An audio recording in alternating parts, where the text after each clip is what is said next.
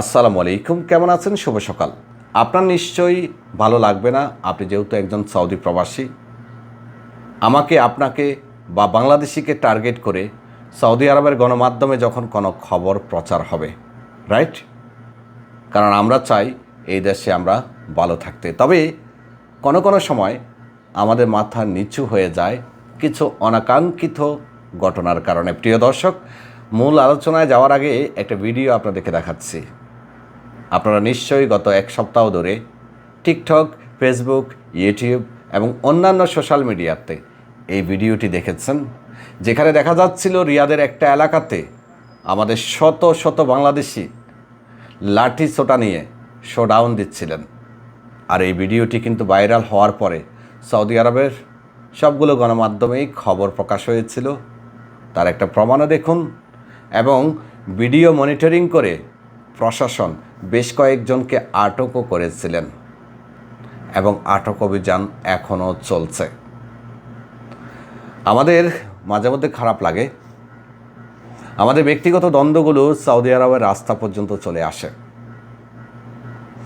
আমরা সবাই জানি মধ্যপ্রাচ্যের সবগুলো দেশে কিন্তু বাংলাদেশিদের ভিসা বন্ধ, এই সকল অনাকাঙ্ক্ষিত ঘটনার কারণে। শুধুমাত্র সৌদি আরব এখনও খোলা আছে।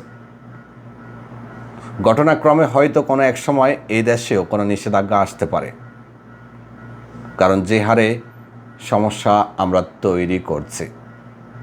তাই আমাদের প্রত্যেকের সচেতন হওয়া উচিত, কারণ 28 লক্ষ মানুষ কিন্তু এই দেশে বসবাস করে বাংলাদেশি। কেউ ভালো আছে, কেউ খারাপ আছে, বেশিরভাগই কিন্তু ভালো আছে। আমরা 28 লক্ষ মানুষ যদি এখানে কাজ করি, অন্তত 20 লক্ষ পরিবার সচ্ছল আছে। আর এই বিশাল শ্রমবাজারটি যদি আমাদের হাত থেকে চলে যায়, তাহলে নিশ্চয়ই দেশের জন্য ভালো কিছু বয়ে আনবে না।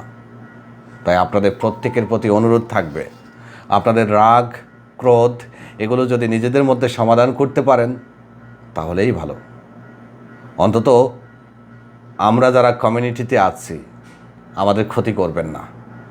আপনাদের খেয়াল আছে, গত 2 মাস আগেও এমন একটা ভিডিও একই জায়গার ভাইরাল হয়েছিল, যেখানে দেখা যাচ্ছিল একটা ছেলে এভাবে সে লোহার রড ছুঁড়ে মারতেছিল, গিয়ে পড়তেছে গাড়ির মধ্যে। সেই ভিডিওটিও ভাইরাল হওয়ার পরে সৌদি প্রশাসন 2টা বিল্ডিং থেকে 80 জনেরও বেশি মানুষকে আটক করে নিয়ে গিয়েছিল, যাদের মধ্যে অনেকেই ছিলেন নিরপরাধ, যারা অপরাধ করেননি, কিন্তু প্রশাসন আটক করে নিয়ে তারপর যাচাই বাছাই করে ছেড়েছিল, কাউকে মামলা দিয়ে আবার দেশেও পাঠিয়ে দিয়েছিল।